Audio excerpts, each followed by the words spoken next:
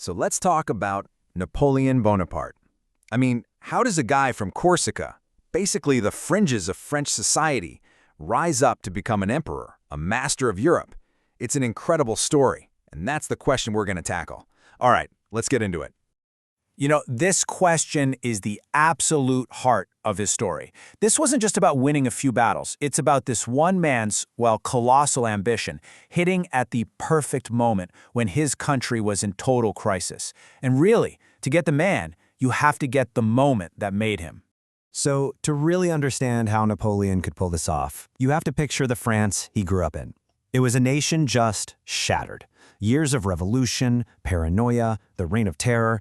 The old world was completely gone, and nobody had a clue what was supposed to happen next. Yeah, after the French Revolution and all that bloodshed, the country was just exhausted. All that chaos had left this massive power vacuum, and the French people were desperate. Not for another king, not for some committee, but for one strong leader who could just, finally, bring some order. And that desperation, that is the key to everything that comes next. See, in 1800, there was a vote called a plebiscite. It's basically a direct yes or no from the entire country. But here's the thing. They weren't just voting on a new constitution. They were really voting for a person, for the man they hoped could save France from completely falling apart. And the answer they gave was a huge, overwhelming yes. Now, what's so important to understand here is that this wasn't your typical military coup. Napoleon didn't just storm the palace with soldiers.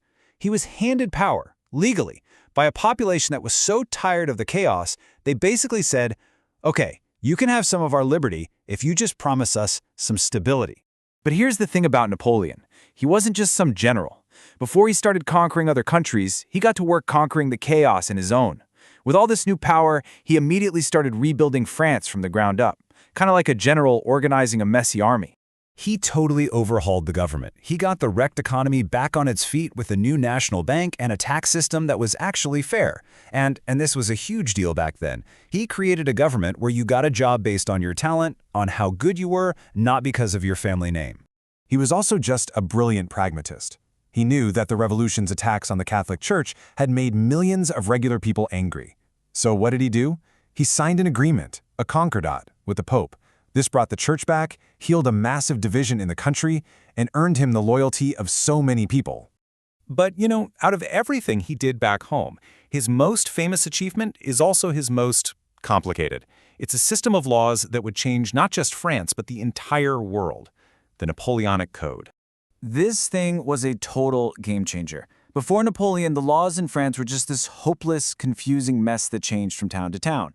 The Napoleonic Code just swept all of that away. For the first time ever, it created one single set of laws for the entire country. Everyone was subject to the same rules. And this just perfectly shows you the two sides of Napoleon's rule. On the one hand, the code brought incredible order and a fair legal system. But on the other hand, it came at a serious price. Freedom of speech and the press were basically gone.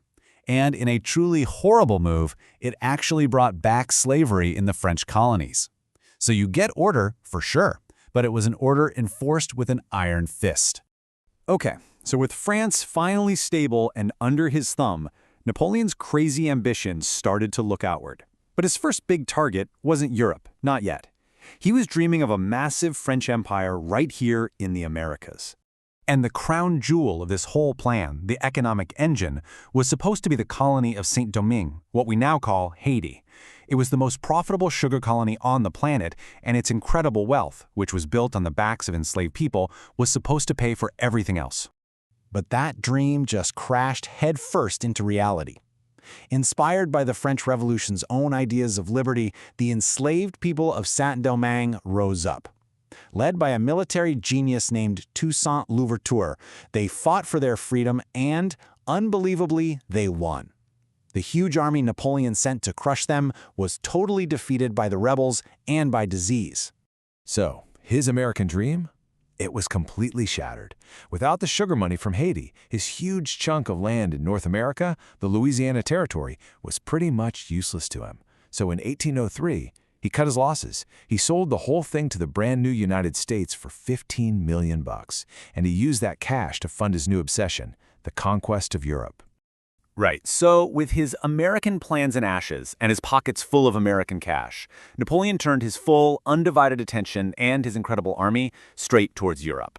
And what happened next was just one of the most incredible military campaigns in all of history. He smashed the combined armies of Austria, Prussia, and Russia, literally redrawing the map of Europe with every victory. At famous battles like Austerlitz, his armies just seemed unbeatable.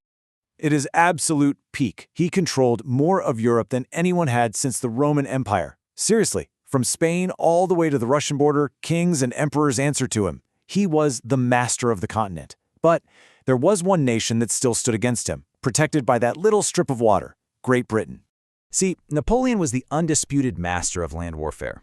But the sea, that was a whole different story. He could beat any army you put in front of him, but he just couldn't beat the waves. And this, right here, turned out to be the absolute limit of his power. So in 1805, off the coast of Spain, near a place called Cape Trafalgar, Napoleon's fleet, combined with Spain's, got together to finally challenge the British Royal Navy for control of the sea. Pretty much everything was riding on this one battle. This was it. The greatest general on land versus the masters of the ocean. This was for all the marbles. If Napoleon won, his plan to invade Britain was on. If he lost, the island would be out of his reach for good. And the result? It was an absolute disaster for Napoleon. The French Navy was just wiped out. And the Battle of Trafalgar led to two huge, game-changing outcomes. First, it meant Britain would rule the seas for the next 100 years. And second, it completely destroyed any hope Napoleon had of ever invading Britain. That dream was over, done. And yet, even after that devastating loss at sea, by 1812, Napoleon's empire on land was bigger than ever. From his throne in Paris, he was the undisputed master of Europe. He seemed like this unstoppable force of nature. But the real question was, for how long? I mean, think about it. He had rebuilt France from the inside out, and he had conquered a continent. But his entire massive empire was really built on just two things: fighting constant wars and his own personal genius. Which leaves us with one last really big question. What happens to it all when that one man is no longer in charge? Can an empire built on the will of just one person ever really last?